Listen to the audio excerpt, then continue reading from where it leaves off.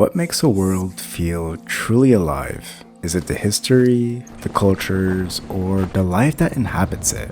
I'm currently exploring the wildlife that will give my world its heartbeat. Creatures that feel real, magical, or somewhere in between.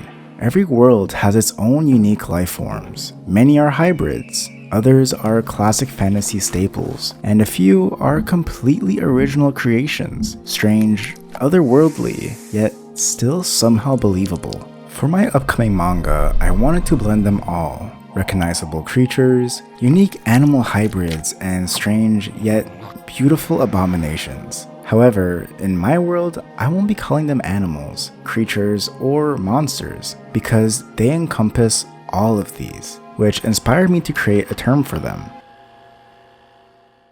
Animora. The name being a fusion of animal, fauna, and flora. In my world, Animora represents all life. Every living being, no matter how ordinary or extraordinary, falls under this term. In this video, I will introduce 4 unique Animora, diving deep into their lore, habitats, and extraordinary abilities, showing how they can make a world feel truly alive. Let's begin with our first Animora, a creature that embodies the strange and unsettling beauty of this world. Meet the Blöbble, a 6x6 foot hybrid, a fusion between a snail and a blobfish, the carnivorous enigma that haunts crowded beaches. Its grotesque form is enough to unsettle anyone who glances at it, but its true terror lies in its subtlety. Its shell, patterned like a snail's, resembles nothing more than an ordinary beach rock, covered in algae and barnacles. To the untrained eye, it blends seamlessly into the beachscape, often going completely unnoticed. The Blöbble is a master of observation. From inside its shell, it peers out with its 3 pairs of long, watchful eyes, granting it nearly a perfect 360-degree vision. One pair always remains alert while the others rotate in and out of rest in a methodical, almost clockwork rhythm. Even in its sleep, it never truly closes its gaze. Its movements are slow, deliberate, and deceptively lazy, but in short bursts, it can strike with sudden, terrifying speed before exhaustion sets in. Every inch of the Blöbble's body secretes a slimy anesthetic. Any contact brings instant numbness, making sunbathers or sleeping Animora the perfect prey. It approaches its victims with a horrifying patience, mounting them slowly and beginning its feast at their legs. Ensuring escape is impossible. Those caught in its grip experience no pain, only the paralyzing horror of witnessing their own bodies being consumed, as helpless terror builds within them. In most cases, a beachgoer might only encounter a single Blöbble, perhaps 2, sluggishly slithering across the sand in search of prey. But if you're unfortunate enough to stumble upon what seems like a secluded paradise dotted with beautiful rocks, you may have unknowingly walked into one of their nests. There, dozens of these Animora lie in wait, perfectly disguised, their rock-like shells indistinguishable from the shoreline. Hidden in plain sight, their eyes glisten from narrow cracks, tracking every movement with unblinking patience. When gathered in numbers, Blöbbles abandon stealth and rely on overwhelming ambush. They mount atop one another, forming a grotesque wall of numbing flesh that advances slowly, cutting off any escape. On the shore, they position themselves in long lines, forcing swimmers farther and farther out until exhaustion drags them under the waves. The cruelest aspect of the Blöbble's nature is in its hunger, or rather, its lack of it. Its digestive system is agonizingly slow. A single pound of flesh sustains it for a day. To consume a human weighing 180 pounds, provides nearly half a year's nourishment. A successful month of hunting can feed an entire colony for decades, making them some of the most enduring predators among the Animora. But survival is not enough for the Blöbble. It is a tormentor. Victims are rarely granted the mercy of a swift end. Instead, it consumes in parts, leaving its prey half-eaten and writhing in the sand, only to return later and finish what it began. This cruelty dangles a false hope before its victims, allowing them to believe they might crawl away to safety. Most never do. Those who are not finished off by the Blöbble often bleed out alone, watching the tide creep closer as the rocks around them begin to shift. Yet, even this nightmarish predator is not invulnerable. A precise strike with a sharp blade into its flesh can silence it, but a single wrong blow against a hardened shell can shatter your only means of defense, leaving you exposed to its numbing touch. Fire, however, is the one force it truly fears. Flames drive through its slime and crack its shell, forcing it to shriek until nothing remains but smoldering stone and a torched Blöbble. On dark nights along the coast, the smell of burnt salt and charred flesh is often the only sign that someone fought back, or indulged in a unique culinary delicacy. Now, speaking of something truly unique and extraordinary, I want to show you something that captures the feeling of wonder and curiosity. I recently got my hands on one of the most beautiful books I have ever seen, created by Hungry Minds. It is called The Book, and it is unlike anything I have ever read before. Imagine a book that blends the intimacy of a personal diary with the insight of an encyclopedia, packed with fascinating knowledge about humanity, science, culture, and art. Every page feels alive and meaningful, as if the book was the ultimate guide to rebuild civilization. Oh wait, that's exactly what it is. From the moment I unboxed it, I was amazed. The packaging, the print quality, the illustrations, everything feels premium, almost like a collectible artifact or a magical grimoire. As someone who has always loved books that combine knowledge with beautiful design and art, this one instantly became one of my favorites. I even learned practical things like how to start a fire with just a flexible stick and some string. Yeah, it includes things like that too. With the holidays approaching, this makes a truly special gift, whether for a loved one or for yourself. It's the kind of gift that feels personal and timeless, the kind you keep close and reread on peaceful winter nights. If you'd like to experience it for yourself, you can find the book through the link in the description or by scanning the QR code on screen. Make sure to use my code Wimosuka to get 10% off your purchase. Thank you Hungry Minds for sponsoring this video. The next Animora are majestic, mystical beings capable of illuminating the sky or unleashing devastating havoc. The Stormneedle is a colossal, sky-drifting Animora that resembles a cloud-shaped jellyfish. Its long, trailing tendrils sway gracefully with the winds high above. These giants can reach staggering heights of 1 to 4 kilometers, towering like floating mountains in the sky. Their immense bodies always keep the same proportions, with their width remaining 2/3 of their length, allowing them to grow even larger while preserving their elegant, otherworldly form. Stormneedles are neither inherently friendly nor aggressive. Their behavior is entirely dictated by the weather and the changing seasons. Intertwined with the incantation class, these Animora only generate lightning when they are cold, using it to keep themselves warm. On warmer days, they float lazily across the sky, seemingly serene and untouchable. As winter approaches, they migrate in groups towards warmer regions, leaving behind vast storms in their wake. These migrations are awe-inspiring to witness, but the immense thunderstorms they create can sometimes devastate small villages unlucky enough to be caught in their path. Despite their formidable power, some communities have learned to coexist with the Stormneedles. A few ingenious villages began building spiral-shaped towers crowned with long metal rods, their design echoing the Stormneedle's own winding tendrils, in hopes of reaching and touching these majestic Animora. The villages carefully harvest small amounts of electricity each time one of the Stormneedle's tendrils touch the metal rod. These rods gradually store electricity throughout the year and have to be replaced bi-weekly when a rod is fully charged. In the dead of winter, plunging these electrified rods into frozen lakes allows villagers to stun fish, bringing the fish to the surface for easy harvest. Beyond providing food, these rods can serve as powerful defenses. Arranged around the village, they form electrified barriers that deter other Animora from attacking or scavenging their food. Stormneedles are also deeply intertwined with the spiritual lives of the people who live alongside them.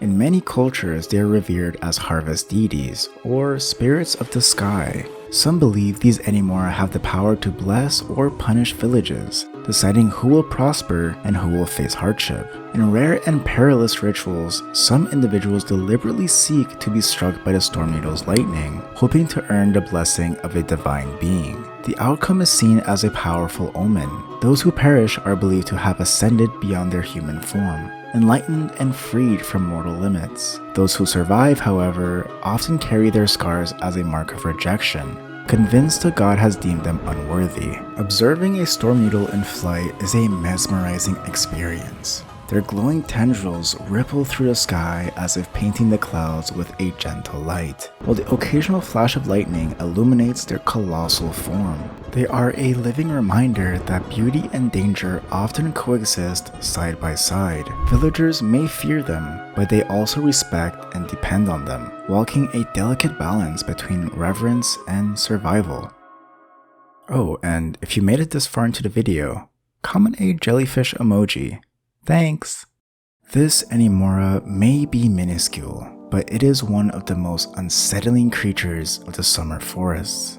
Known as the Mosquitoth, it drifts silently through the trees, searching for warm blood. Tied to the infiltration class, its bite delivers a strange neurotoxin, a natural fusion of hallucinogenic compounds that floods the mind with false joy and wonder. Victims feel euphoric, their worries dissolving as colors sharpen, and the forest around them seems more alive than ever. Many describe an overwhelming sense of peace and optimism, as if the forest itself is welcoming them home. But the toxin is dangerously addictive. Each bite increases the dosage, stretching the hallucinations from hours into days. The deeper one wanders, the more difficult it becomes to leave.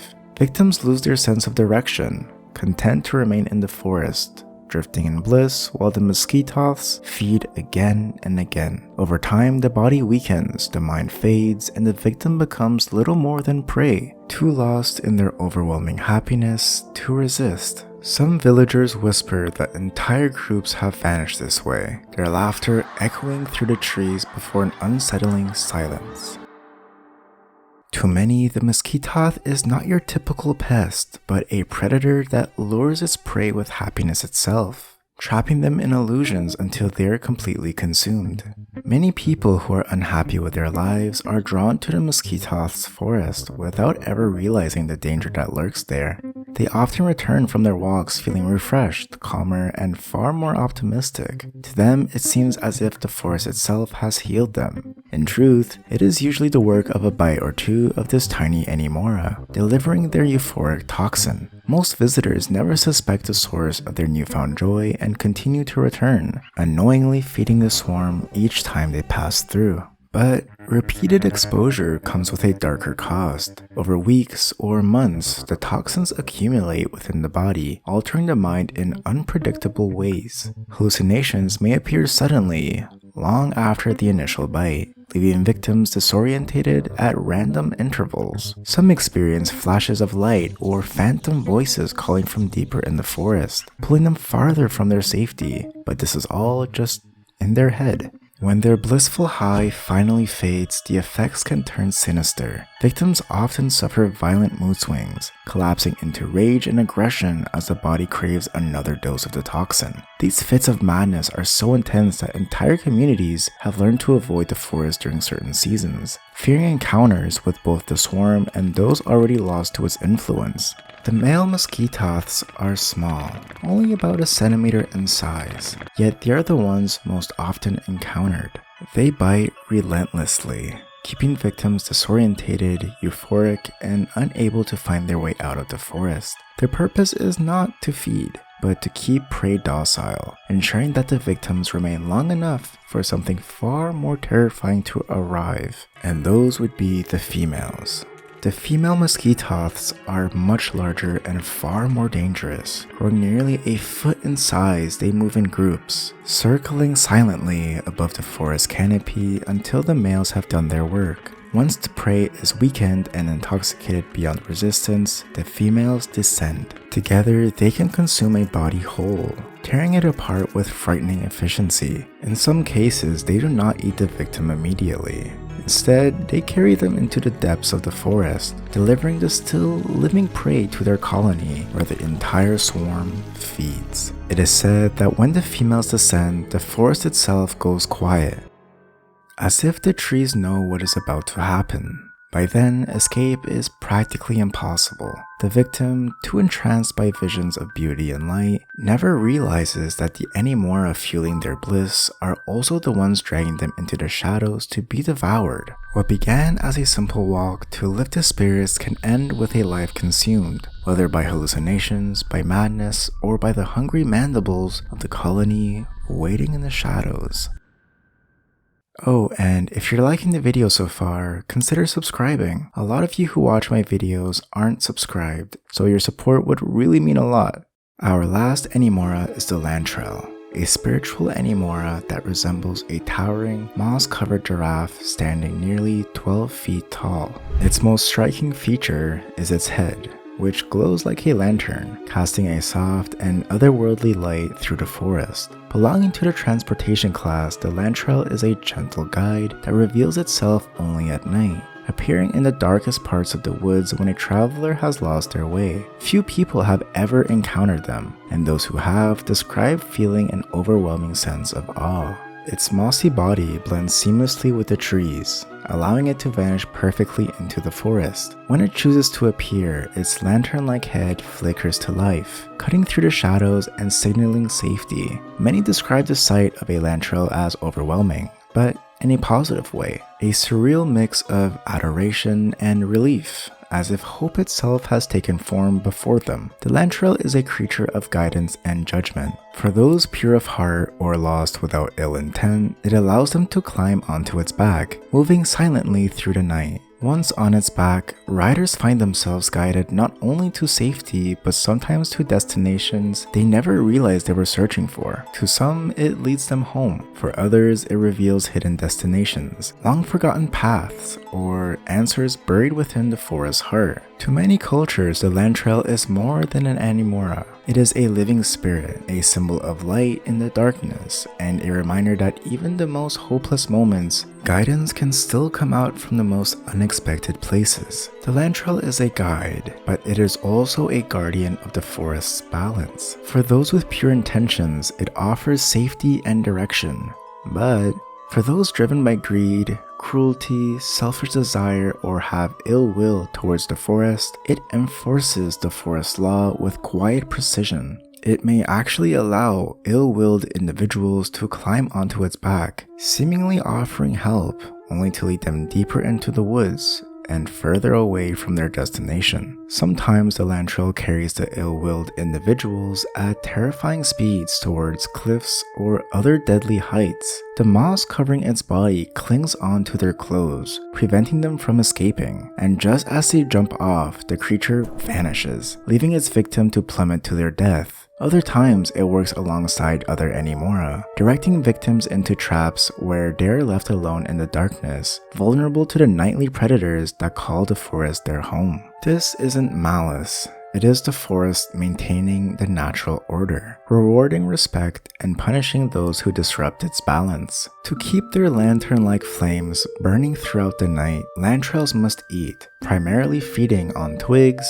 branches, and other forest vegetation. During the day, they gather and store enough wood and plant matter to fuel their luminous heads after sunset. This makes them herbivorous, and during daylight hours, their flame is extinguished, rendering them elusive and nearly invisible among the trees. Their flame is more than a pretty glowing lantern. It is their pride and essence. Without it, a Lantrelle feels vulnerable, incomplete, and hidden from the world. And the size and brightness of its flame at night reflects how much it has eaten and how strong and proud it feels. The Lantrelle was actually inspired by my first miniature sculpture I made in university. but I just tweaked it a bit for this video. I really love designing these Animora and creating lore for them. I actually already have about 30 more planned, and I'll probably be making future videos to explain them too. These videos could maybe become a sort of encyclopedia for my upcoming manga. Some of these Animora might even appear in the story, having these videos giving you extra context and hints before the manga comes out. For my manga, I'm really taking my time to make it the best I possibly can, both narratively and visually, so thank you for your patience. But if you don't want to wait and you want to see sneak peeks, behind the scenes updates, or even get a shout out at the end of my videos, consider becoming a channel member. For those who already have, I truly appreciate your support. It means the world to me and it helps me create videos like this one. If you'd like to support me in any other way, please make sure to like, subscribe, and comment which was your favorite Animora in this video. Anywho, have yourselves a lovely day. Bye!